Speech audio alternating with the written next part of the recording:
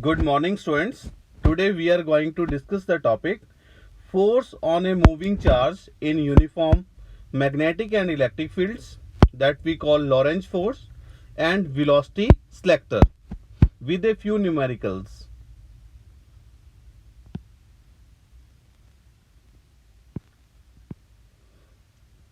Force on a moving charge in uniform magnetic and electric fields. This force is called Lorentz force. The force experienced by a charged particle in a region where both magnetic field and electric field exist is called Lorentz force. Lorentz force is the force experienced by a charged particle in a region where magnetic field and electric field both are present. That force is called Lorentz force.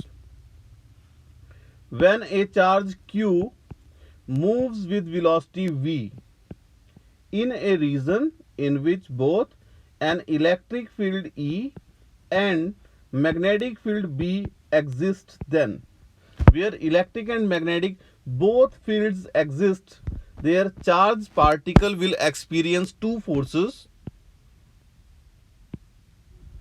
One is electric force due to electric field, another is magnetic force due to magnetic field. So net force on the charged particle in presence of both the fields is sum of electric force and magnetic force. And we know that electric force Fe is given by charge multiply magnitude of electric field. Okay, in vector quantity, in terms of vector, if charge is positive, so direction of electric force is same as that of electric field, and if charge is negative, then direction of electric force is opposite to that of electric field. And magnetic force Fm, magnetic force is given by q v, velocity of the charged particle, cross, it is the cross product, magnetic field. So magnetic force is given by Fm is equal to q v cross b. So sum of this electric force and magnetic force is equal to the net force on the charged particle, that is called Lorentz force. There are two cases which we call special cases. Case 1, when velocity v, electric field E and magnetic field B are collinear, both are parallel to each other. Since charged particle is moving parallel to magnetic field B, so magnetic force due to the magnetic field on the charged particle is 0. We know that Fm, magnetic force in vector form, is given by Fm is equal to q v cross b, v cross b. In magnitude form, Fm is given by q v b sin theta. We know that when cross product is converted into scalar form, then we write sin theta. If theta is equal to either 0 degree or 180 degree, sin 0 is equal to 0, sin 180 is also equal to 0. So when velocity, electric field and magnetic fields are collinear, or we can say charged particle is moving parallel to magnetic field, this theta is in between, angle between velocity and magnetic field. When angle between velocity and magnetic field is either 0 or 180, then sin 0 is equal to 0 and sin 180 is equal to 0.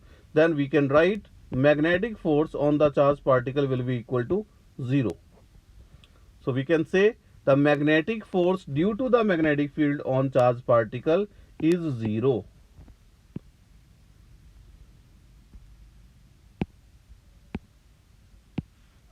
The next, electric field will exert a force Fe and produce acceleration in its own direction if charge is positive.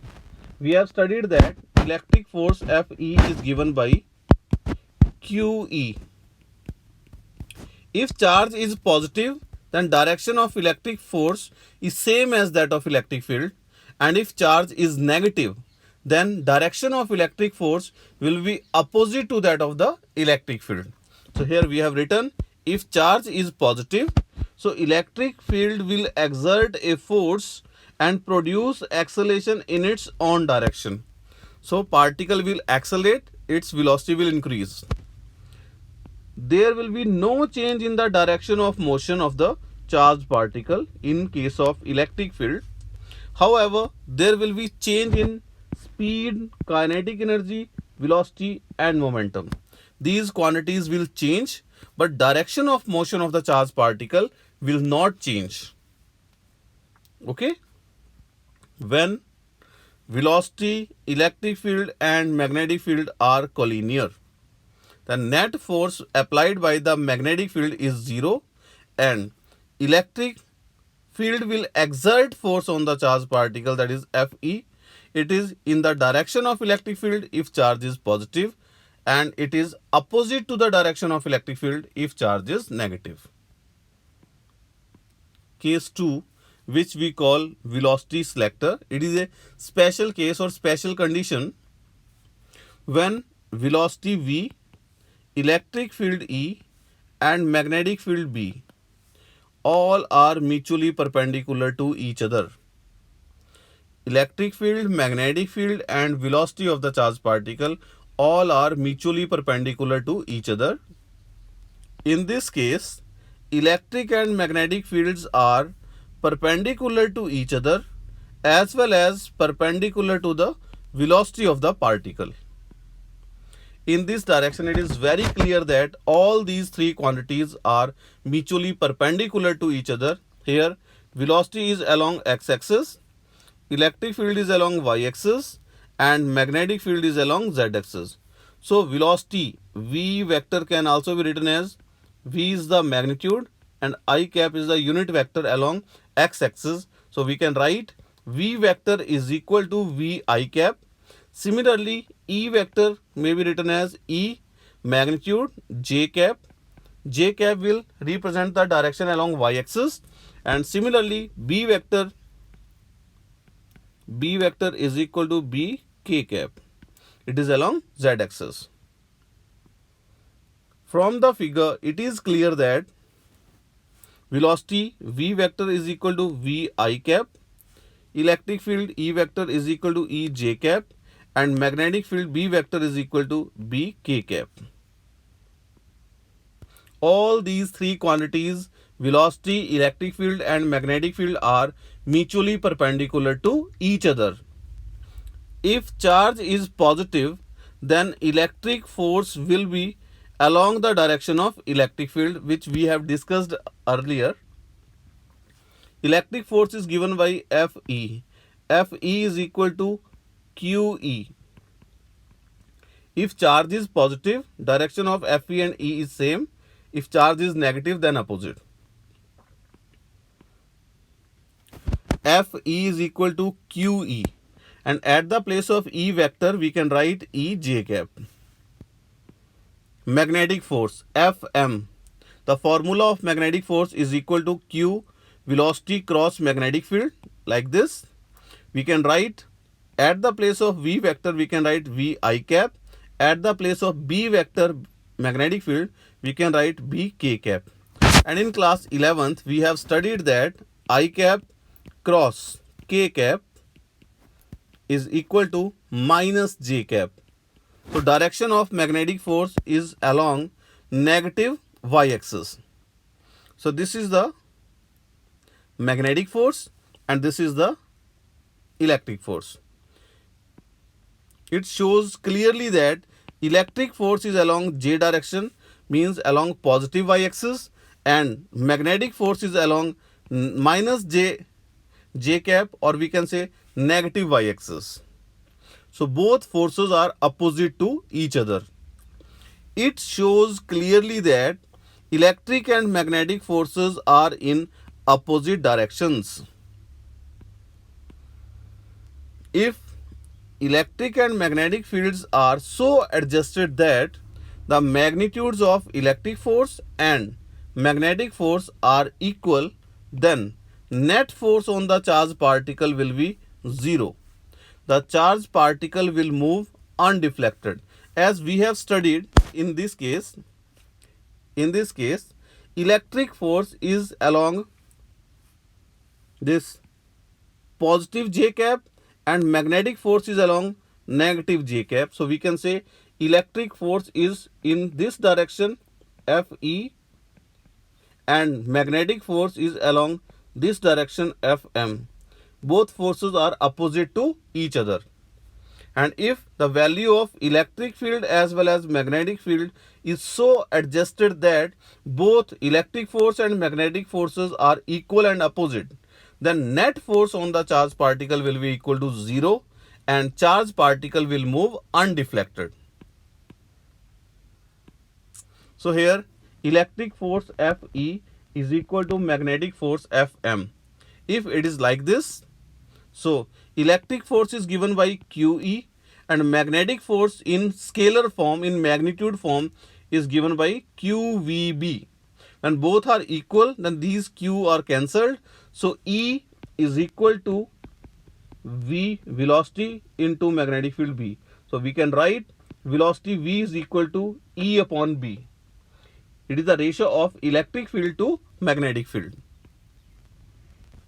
This condition can be used to select charged particles of a particular velocity out of a beam containing charges moving with different speeds.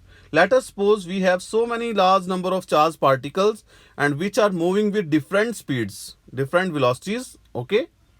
So we can select charged particles of a particular velocity by selecting suitable value of electric field and magnetic field. It does not depend upon the charge as well as mass of the charged particle. The crossed electric and magnetic field serve as velocity selector. This is the condition where we are selecting the charged particle of a particular velocity in a particular region where electric and magnetic fields are perpendicular to each other. So we say that electric and magnetic fields are the crossed fields and they are working as velocity selector. They are selecting the charged particles of a particular velocity. Only the particles with speed E upon B pass undeflected through the region of crossed fields. Where electric fields are crossing each other perpendicular to each other, then charged particles of a particular speed E upon B will pass undeflected. This method was employed by the J.J. Thomson in 1897 to measure the charge to mass ratio of an electron. This is the practical application of this concept, velocity selector. J.J. Thomson has used this concept to measure the charge to mass ratio. As we have studied, like in the previous case, electric force is in this direction and magnetic force is in this direction. If electric force is greater, then charged particle will move in this direction. If magnetic force is greater, then charged particle will move in this direction. And if electric and magnetic forces both are equal and opposite to each other, then the charged particles will move undeflected. This condition is called velocity selection. We can select the charged particles of a particular velocity.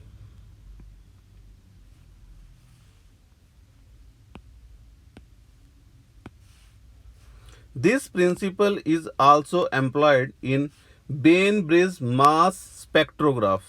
This is another practical application. Okay.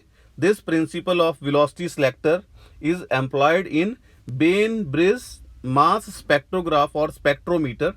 What is this? Let's see. This is a device. In this device, charged particles are separated according to their charge to mass ratio. Okay. This device is not in the syllabus of class 12th. We will discuss in another video. Just have a simple look. This is the Bainbridge mass spectrometer in which there is velocity filter. See here, ion chamber. This is the ion chamber. There so many charged particles are there which are moving with different speeds. Okay. In this region, electric and magnetic fields are present which are perpendicular to each other. It works as velocity filter. What is velocity filter? We will discuss a little later. This is another diagram. See, this is that concept, velocity selector. Electric field is there. We have used the capacitor like this, positive plate and negative plate, and this magnetic field is also there. And electric and magnetic field both are present in this region and both are perpendicular to each other and hence work as velocity selector. This is the Bain-Bridge mass spectrometer. Now, let's discuss what is velocity filter.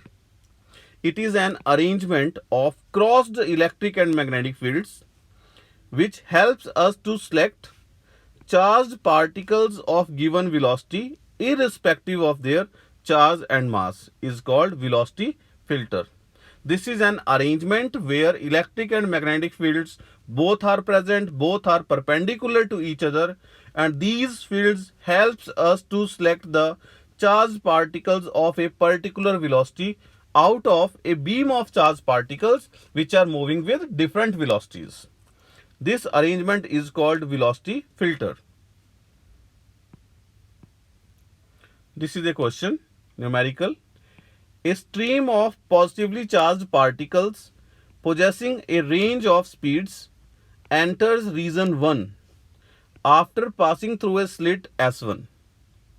In region 1, there exist crossed perpendicular electric and magnetic fields. The electric field has magnitude 100 volt per meter. We want the particles emerging from slit S2 into the region 2 to have a fixed velocity of 1000 meter per second. This is the diagram. This is slit S1 and this is slit S2. A beam of charged particles are passing through the slit S1 and this is the region where electric field and magnetic field both are present. Electric field is in downward direction and magnetic field is represented by dot.